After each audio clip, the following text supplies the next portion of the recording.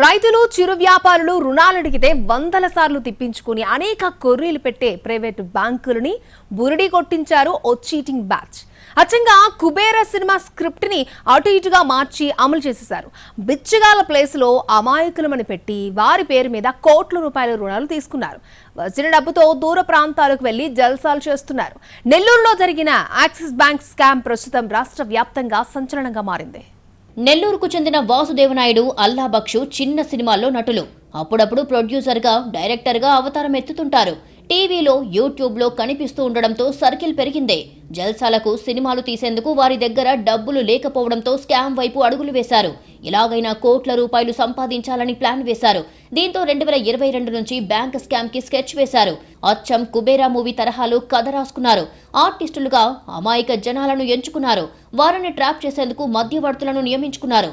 Final గా script ని screen మీదికి తీసుకొచ్చారు. సుమారు 56 మంది అమాయకులను ఎంపిక చేసుకుని బ్యాంకు నుంచి లోన్స్ ఇప్పిస్తామని వారి వద్ద నుంచి ఆధార్ కార్డులు, పాన్ కార్డులు, ఫోటోలు, సిమ్ కార్డులు తీసుకున్నారు. కొన్ని సంతకాలు కూడా చేయించుకున్నారు.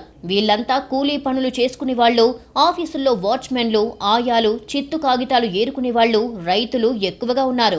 ఈ 56 మందిని ఉద్యోగులుగా చిత్రీకరించారు. 4 డొల్ల కంపెనీలను స్టార్ట్ చేశారు. అందులో వీరిని ఉద్యోగులుగా నియమించినట్లు పత్రాలను సృష్టించారు.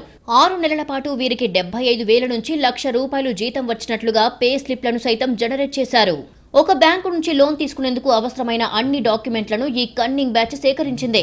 ఆన్లైన్ ద్వారా లోన్స్ అప్లై చేశారు. దీంతో నెల్లూరులోని యాక్సిస్ మెయిన్ బ్రాంచ్ తో పాటు ముత్తుకూరు, జగ్గయ్యపేట బ్రాంచ్ లో భారీ మొత్తంలో నగదును లోన్ రూపంలో తీసుకున్నారు. బ్యాంక్ ఉద్యోగులకు ఎక్కడా అనుమానాలు రాకుండా 3 నెలల పాటు ఈఎంఐలు కట్టి ఆపై ఫోన్ స్విచ్ ఆఫ్ చేశారు. దీంతో బ్యాంక్ అధికారులు లోన్లు తీసుకున్న సామాన్యులకు నోటీసులు పంపడం ప్రారంభించారు. విడవలూరు మండలం చౌకచర్లకు చెందిన లక్ష్మీనారాయణ పేరుతో 15 లక్షలు, మైపాడు గేటుకు చెందిన తనూజ పేరుతో 75 లక్షలు, కత్తి లింగయ్య పేరుతో 20 లక్షలు లోన్స్ తీసుకున్నారు. లక్ష్మీనారాయణకు చెన్నై బ్రాంచ్ నుంచి బ్యాంకు తరపున లాయర్లు లీగల్ నోటీసు పంపారు. తనూజాకు కూడా నెల్లూరుతో పాటు జగ్గయ్యపేట బ్రాంచ్ నుంచి బ్యాంక్ అధికారులు ఫోన్లు చేశారు. సకాలంలో లోన్ చెల్లించకపోతే ఇంటిని జప్తు చేస్తామని బెదిరిస్తున్నారు అంటూ బాధితులు ఆవేదన వ్యక్తం చేస్తున్నారు. వాసుదేవనాయుడు తమను నమ్మించి తమ పేరుతో లోన్లు తీసుకున్నారని తనూజ అనే మహిళ తెలిపింది. 75 లక్షలు అన్నారండి. 75 లక్షలు దేనికి ఉండదని నేను అన్నానండి. ఆర్టీసీ గారు యాక్సిస్ బ్యాంక్ ఉంటే అక్కడికి వెళ్ళానండి. కోఆర్డినేటర్ ఆపని తీసుకొని వెళ్ళాము. వెళ్తే 75 లక్షల పైనే ఉందన్నారు. నేను తీసుకోలేదని, మరి నాది గ్యారంటీ కాదు కదా, నేను లేకుండా నాకు ఎలాగ ఇచ్చారు మీరు అని అంటే, నీ ప్రూఫ్లు పెట్టి ఎవరైనా తీసుకున్నారో గట్టా నన్ను అడిగారు. నాకేం తెలియదండి మరి అన్నాను. వాయిదా నెంబర్ ఉంటే ఆ నెంబర్ ఇచ్చాను బ్యాంకు వాళ్ళకి. మాట్లాడుకున్నారంట. ఫోన్ వెళ్ళట్లేదు అన్నారు. నువ్వే కట్టాలి, నువ్వే చేయాలని అడిగారు. నాకు సంబంధం లేదని నేను అన్నాను. తర్వాత వాళ్ళు ఏమన్నారంటే వీళ్ళు సీల్ చేస్తామన్నారు, లేదా నిన్ను అరెస్ట్ చేస్తామని అన్నారు. నెల్లూరు బ్రాంచ్ లో 52 మంది బాధితులు ఉండగా ముత్తుకూరు బ్రాంచ్ లో 4 ఉన్నారు. బ్యాంక్ మేనేజర్ మదన్ మోహన్ 2024 డిసెంబర్లో ముత్తుకూరు పోలీస్ స్టేషన్లో ఈ స్కామ్ పై ఫిర్యాదు చేశారు. వాసుదేవనాయుడు, అల్లా బక్షు, శివ, వెంకట్తో పాటు మరికొందరు తమ బ్యాంకుల నుంచి రుణాలు తీసుకుని ఎగ్గొట్టేశారు అంటూ పోలీసులకు ఫిర్యాదు చేశారు. ఈ కేసుని ప్రారంభంలో పోలీసులు లైట్ తీసుకున్నారు. ఎప్పుడైతే బాధితులకు నోటీసులు రావడం ప్రారంభమయ్యాయో వారు మీడియా ముందుకు వచ్చారు.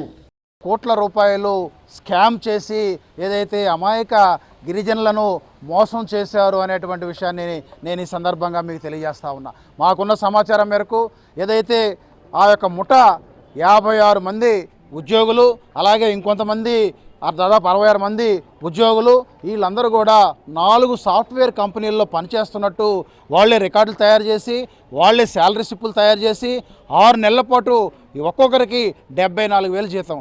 ఈయన చూస్తే మీకు అర్థమవుద్ది. ఈయన ఒక కూలీ, ఈయన సాఫ్ట్వేర్ ఉద్యోగిగా చూపించి 74,000 రూపాయల జీతం వాళ్ళే 6 నెలలు ఈయన అకౌంట్లో వేసి, 6 నెలల తర్వాత 15 లక్షలు లోన్ తీసుకొని 3 నెలల పాటు ఈఎంఐ చెల్లించి ఆ తర్వాత వాళ్ళు అదృశ్యమయ్యారు. ఏదైతే బ్యాంకులో ఉన్నటువంటి ఉన్నతాధికారులు స్పందించి డిసెంబర్ నెలలో పోలీసులకు ఫిర్యాదు చేస్తే ఇంతవరకు విచారణ లేదండి. ఇప్పుడు మనం జూలైలో ఉన్నాం.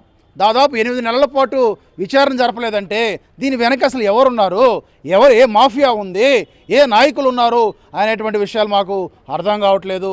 నెల్లూరు రూరల్ పోలీసులు యాక్సిస్ బ్యాంక్ వద్ద ఉన్న వివరాలు సేకరించారు.